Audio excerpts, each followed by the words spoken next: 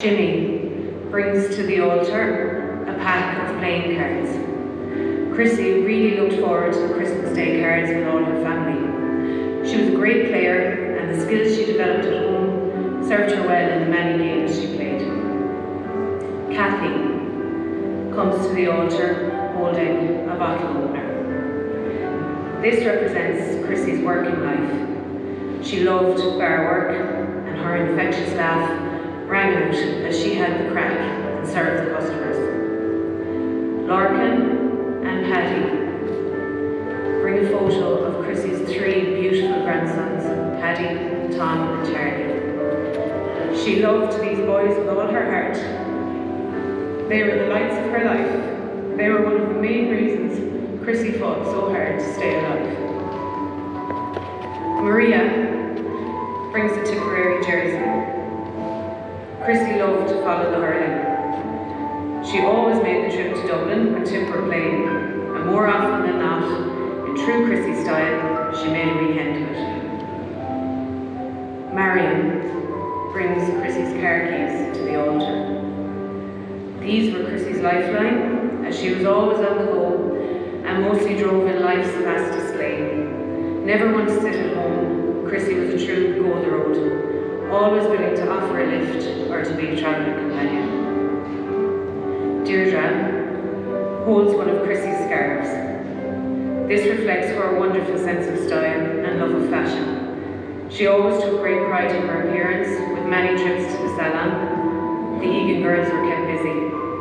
I think we can all agree that Chrissie was beautiful. Her beloved Mandy approaches the altar carrying with her Chrissie's hope.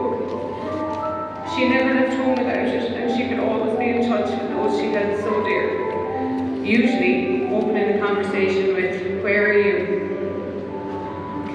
Sheila comes to the altar with flowers, which are so much a part of Chrissie's life. Their colour and beauty enhanced her home in Drum, of which she was so proud.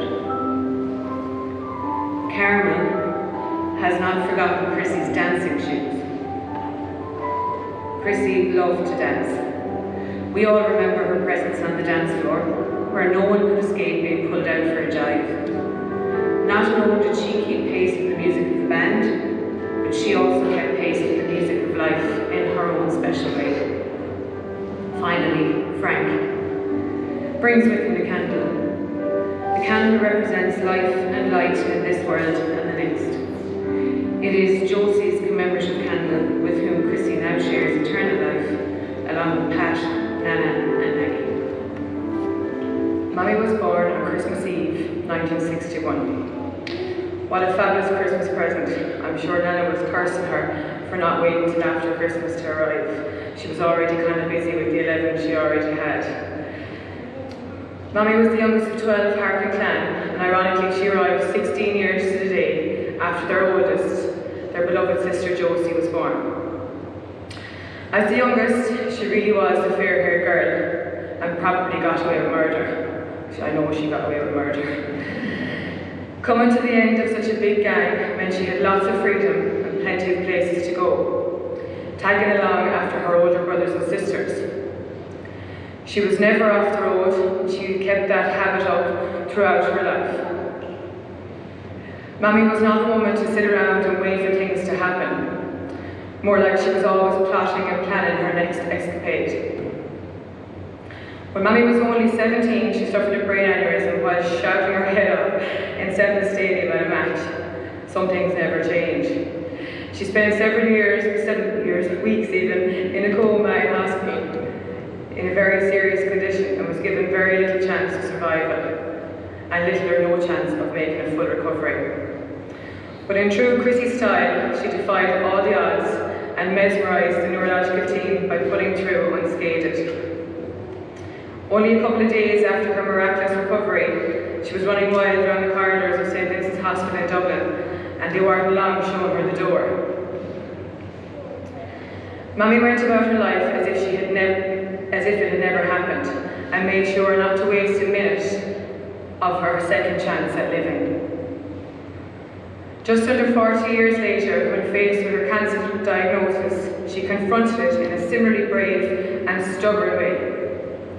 She placed her trust in Dr. Capanti and his team in Limerick. She questioned very little. She just decided she was up for the fight. Throughout her illness, she never complained. She never procrastinated or dwelled on the positive scenarios. She just decided to live and trust and hope and dream. When the team would explain her situation, Mammy would stubbornly cling to every positive.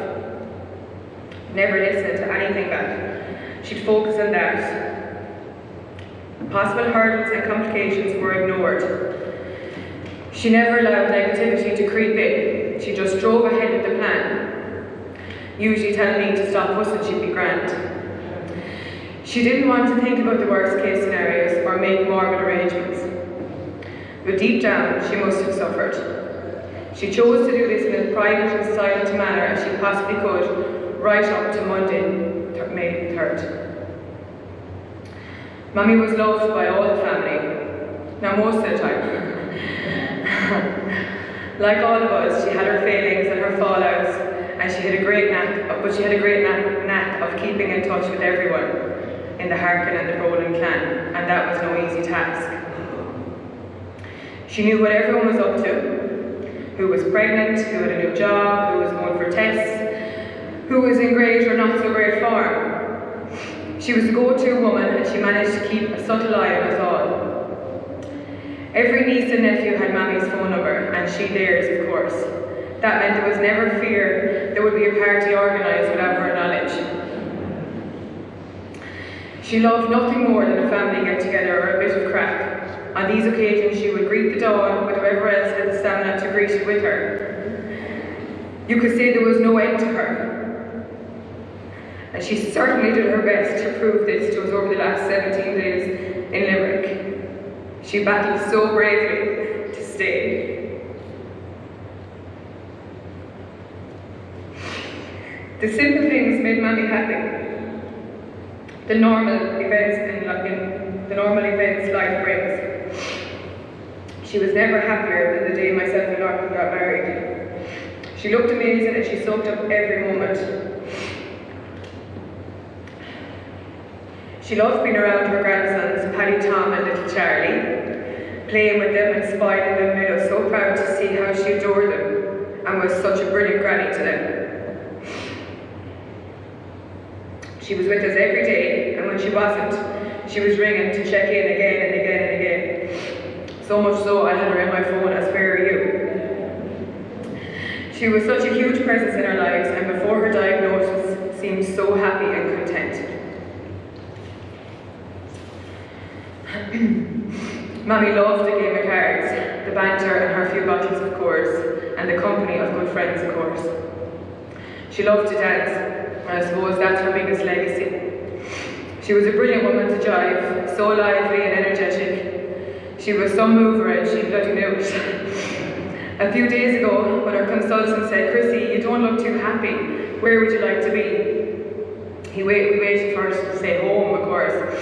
But she just replied, "On the dance floor," and gave him a thumbs up. Mammy said no goodbyes. There was never a conversation she wanted to have. She wanted to live, and that was her plan. That was her focus right up until her last breath. I know she tried to protect me from what was happening and reassure me that she would be all right. But I also know she put on Manny's a brave face. I am so proud of her and inspired by her dignity, bravery and resilience.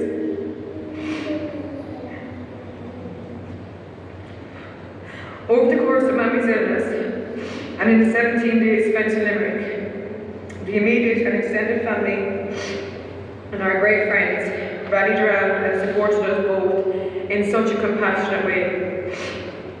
Through COVID restrictions hampered visits, Mammy and I were always aware of their presence in our home, minding the boys, sitting by Mammy's bed, hanging out in the hospital or the hotel car park, to be near and to be together.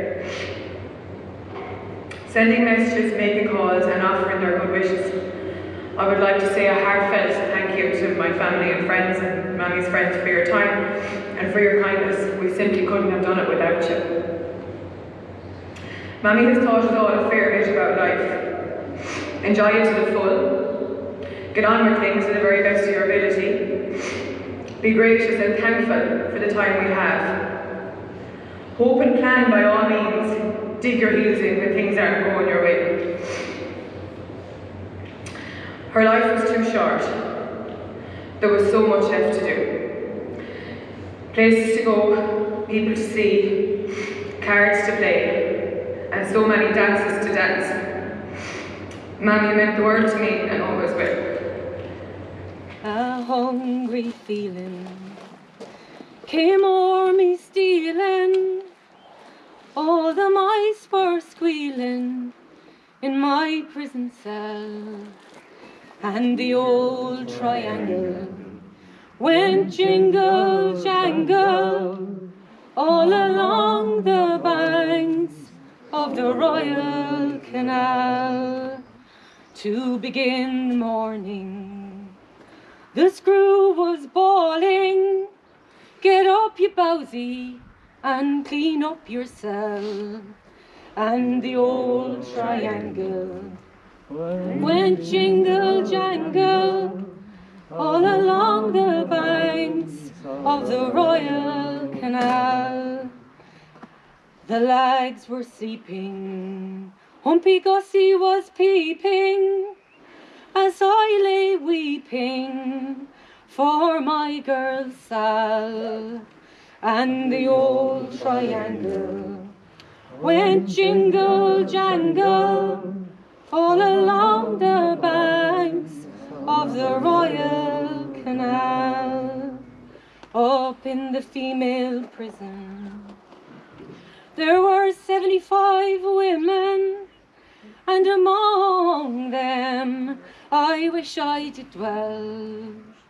And the old triangle went jingle jangle all along the banks of the Royal Canal. All along the banks of the Royal